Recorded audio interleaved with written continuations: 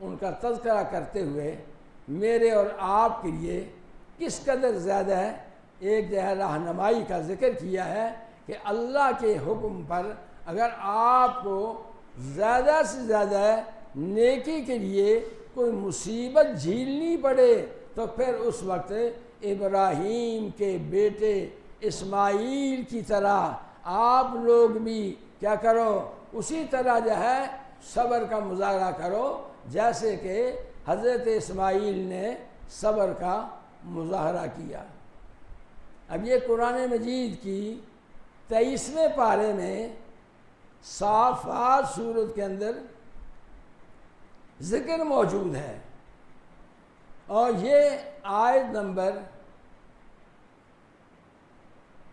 1 کم 100 یعنی 99 آیت نمبر یہاں سے ذکر شروع ہوا، اور اس میں ان کی دعا کا ذکر ہے، رب ہب لی من الصالحین فبشرناہ بغلام حلیم فلما بلغ معه السعی قال یا بنی انی اری فی المنام انی اذبحک۔ بچہ جب چلنے پھرنے کے قابل ہوا تو باپ نے کہا بیٹا مجھے خواب میں دکھائی دیا کہ انی اذبحک، میں تجھے ذبح کر رہا ہوں، فانظر ماذا تری، تیرا مشورہ کیا ہے؟ قال یا ابت افعل ما تؤمر، ابو اللہ کا حکم ہے دیر نہ کرو، ستجدنی انشاءاللہ من الصابرین، میں صبر کروں گا۔ علماء نے اسی قرآن کی آیت سے استدلال کیا ہے کہ نبی کا جو خواب ہوتا ہے وہ بھی وحی ہوتی ہے، اللہ کا حکم ہوتا ہے۔ جس طرح جاگتے ہوئے اللہ فرشتہ بھیج کے نبی کو کوئی حکم دیتا ہے، اسی طرح اگر خواب میں بھی اللہ کوئی بات کہے وہ اللہ کا حکم ہوتا ہے۔ اور اسی پر حضرت اسماعیل علیہ السلام کے لفظ ہیں، افعل یا ابت افعل، ابو کر گزرو ما تؤمر، جو تجھے حکم ملا ہے، چونکہ تجھے خواب میں حکم ہوا ہے، تو نبی ہے، اس حکم کو بجا لاؤ۔ رہ گئی میری حالت، ستجدنی انشاءاللہ من الصابرین، میں صابر رہوں گا۔ اگلے لفظ فلما اسلما، آیت نمبر 104، فلما اسلما، جب دونوں باپ بیٹا اس حکم کو بجا لانے کے لیے تیار ہو گئے، باپ بچے کو ذبح کرنے کے لیے اور بیٹا ذبح ہونے کے لیے تیار ہو گئے، وَتَلَّهُ لِلْجَبِينِ، باپ نے بیٹے کو سجدے کی حالت میں کہا بیٹا سجدے میں پڑ جاؤ۔ سجدے میں کیوں ڈالا؟ کہیں ذبح کرتے بچے کے چہرے پر نظر نہ آ جائے، چھری چلاتے ہوئے کہیں بچے کا چہرہ سامنے آ گیا، میں اس حکم کو ادا کرنے میں ناکام نہ ہو جاؤں۔ بچے کو کہا تَلَّهُ لِلْجَبِينِ، پیشانی زمین پر رکھو، سجدے کی حالت اختیار کرو۔ اور اس میں یہ بھی بشارت ہے کہ جس آدمی کو اللہ کی عبادت کے دوران موت آ جائے اس کا کتنا مقام ہے، کتنے لوگ ہیں جو سجدے کی حالت میں فوت ہوئے، کتنے آدمی ہیں جو عبادت کی حالت میں فوت ہوئے، کتنے لوگ ہیں جو اللہ کے رضا کے کام کرتے کرتے فوت ہوئے۔ یہ ان کی جو ہے سنت اسماعیل و ابراہیم ادا ہو رہی ہے۔ وَنَادَيْنَاهُ یا ابراہیم، یہ بچے کو ذبح کرنے کے لیے تیار، بیٹا سجدے میں موجود، اوپر سے حکم آ گیا، اللہ کا پیغام آ گیا، ان یا ابراہیم، ابراہیم قد سقطت رؤیا، تو نے خواب کو سچا کر دیا ہے۔ خواب کیا تھا؟ بچے کے حلق پہ چھری رکھی ہے، وہ تو نے رکھ دی۔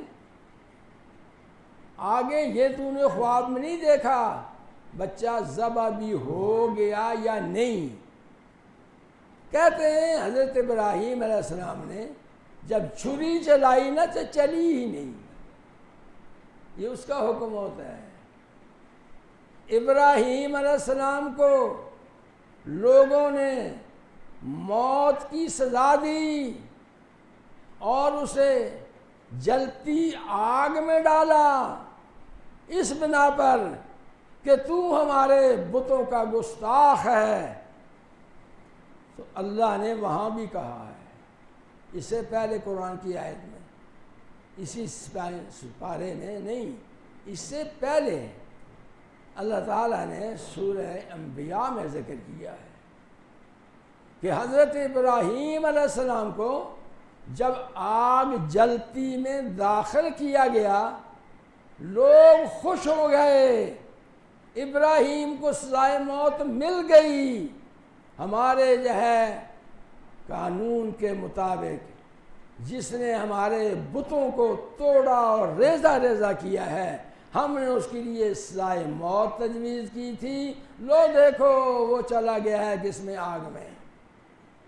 آگ میں وہ پہنچے اور آگ میں پہنچتے ہی اللہ کا حکم آ گیا، اور وہ بھی قرآن میں موجود، قُلْنَا یا نارُ کُونِی بَرْدًا وَسَلَامًا، آگ تو میری مخلوق، ابراہیم میرا نیک بندہ، میری مخلوق، یہ میرا مہمان تیرے پاس آ رہا ہے، یا نارُ کُونِی بَرْدًا وَسَلَامًا، ابراہیم پہ آگ گلزار بن جا، باغ بن جا، خوبصورت بن جا، آرام دہ بن جا۔ ابراہیم کی جسم کا کوئی بال جلنا نہیں چاہیے، تو میرے حکم کی پابند ہے۔ اسی اللہ نے یہاں پر ابراہیم کی چھری کو کہہ دیا کہ ابراہیم تیرے ہاتھ کی چھری تیری مرضی سے چلے گی نہیں، چلے گی نہیں۔ جب چھری نہیں چلی تو پھر ابراہیم علیہ السلام کو کوشش دوبارہ کرنی پڑی، اور جب دوبارہ شروع کی چھری کو تیز کر کے تیز کر کے تیز کر کے، جب پھر قربانی کے لیے سجدے میں پڑے ہوئے اسماعیل پر چھری کو چلانا چاہا، چھری چل گئی۔ حضرت ابراہیم علیہ السلام خوش ہو گئے کہ میری قربانی اللہ نے قبول کر لی، لیکن جب آنکھیں کھولی تو وہاں اسماعیل زندہ سلامت موجود ہے، پاس ایک بہترین قسم کا دمبا ذبح ہو گیا۔ یہ کون کر رہا ہے؟ یہ کس نے کیا؟ اسی اللہ نے جس نے آگ میں جانے والے ابراہیم کو بچا کے صحیح سلامت باہر لے آئے۔ حضرت ابراہیم سے پوچھنے والوں نے پوچھا تھا کہ ابراہیم بتاؤ آگ میں اور باہر نکلنے تک تمہارا کیا حال رہا؟ کہا آگ کے اندر جو سکون مجھے ملا وہ باہر آ کے نہیں ملا، میرے لیے جنت کا حصہ بن گئی تھی آگ، مجھے بہت سکون، بڑا آرام رہا۔ ادھر کیا ہوا؟ اسماعیل باپ کے ہاتھوں سے ذبح نہیں ہوئے، فلما اسلما وتلہ للجبین ونادیناہ یا ابراہیم قد صدقت الرؤیا، تیرا خواب سچا ہو گیا ہے، انا کذالک نجزی المحسنین، دیکھ تیرے بچے کو بھی ہم نے بچا لیا اور کھانے پینے کے لیے قربانی کا گوشت بھی دے دیا۔ دمبا آ گیا جنت سے، جنت کا دمبا پلا پلایا بہترین قسم کا، اللہ نے کہتے ہیں مہیا کر دیا، اور جب چھری چل گئی تو خوشی بھی ہو گئی کہ میری قربانی قبول ہو گئی۔ درمیان میں شیطان نے بڑی کوشش کی، یہ تفسیروں والوں کا قول ہے، تفسیر قرآن کے لفظ نہیں ہے، لیکن اس کی کوئی ظاہری بات موافقت کرتے سچی بھی نظر آتی ہے۔ کہتے شیطان آ گیا حضرت ہاجرہ کے پاس، جو حضرت اسماعیل کی والدہ ہے اور حضرت ابراہیم علیہ السلام کی بیوی ہے۔ اسے کہا ابراہیم و اسماعیل کدھر گئے ہیں؟ کہا مجھے تو نہیں پتا، باپ اس کا آیا تھا وہ ساتھ لے گیا ہے۔ کہا وہ تو اس کو ذبح کرنے لے گیا ہے۔ کہتے عقل کہ باپ اپنے بیٹے کو ذبح کرتا ہے؟ کوئی باپ اپنے بیٹے کو ذبح کرتا ہے؟ جھوٹ کیوں بولتا ہے؟ اس نے کہا جھوٹ نہیں بولتا، اس نے یہ ایک بات کہی ہے کہ میرے اللہ کا حکم ہے کہ بیٹے کو ذبح کر، یہ فرما بردار بیوی ہے۔ اس نے کہا جب اللہ کا حکم ہے ہمیں کیا انکار ہے؟ اللہ کا حکم ہے، ابراہیم میرا خامند وہ اللہ کا نبی ہے، اگر اس کو حکم ہوا ہے تو مجھے کیا انکار؟ یہ وہی ہاجرہ ہے جس ہاجرہ کو پانی کی ایک مشک، کھجوروں کا ایک تھیلا دے کے اسماعیل بچے کو درخت کے نیچے چھوڑ کے اکیلی ہاجرہ کو پورے مکہ کے ماحول میں، کوئی گھر نہیں، کوئی آبادی نہیں، کوئی انسان نہیں، کوئی حیوان نہیں، کسی کی آواز نہیں سنائی دیتی، ایک ویران جنگل میں چھوڑ کے جا رہے ہیں ابراہیم۔ بخاری شریف میں یہ لفظ موجود ہیں کہ حضرت ہاجرہ نے پلو پکڑ لیا، کہا اِلیٰ مَن تَکِلُنَا یا ابراہیم، ابراہیم یہاں کس کے پاس چھوڑ کے جا رہے ہو؟ نہ میرے ماں باپ نہ تیرے بابا، نہ میرا خاندان نہ تیرا خاندان، یہاں تو آبادی ہی نہیں۔ اِلیٰ مَن تَکِلُنَا یا ابراہیم، کس کے پاس چھوڑ کے جا رہا ہے؟ اشارہ کیا اِلی اللہ، اِلی اللہ، اِلی اللہ، تجھے میں اللہ کے پاس چھوڑ کے جا رہا ہوں۔ اچھا اللہ کے پاس چھوڑ رہا ہے؟ اِذَن لَا یُضَیِّعُنَا، اِذَن لَا یُضَیِّعُنَا، میرا اللہ جب میرا محافظ ہے وہ مجھے ضائع نہیں کرے گا۔ یہ ہے عقیدہ، یہ ہے عقیدہ۔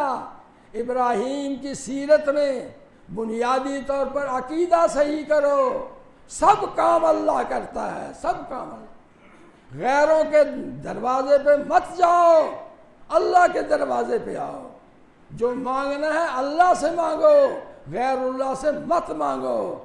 اپنی نمازوں میں ہر رکعت میں اپنے اللہ کو راضی کرنے کے لیے کیا کہتے ہو؟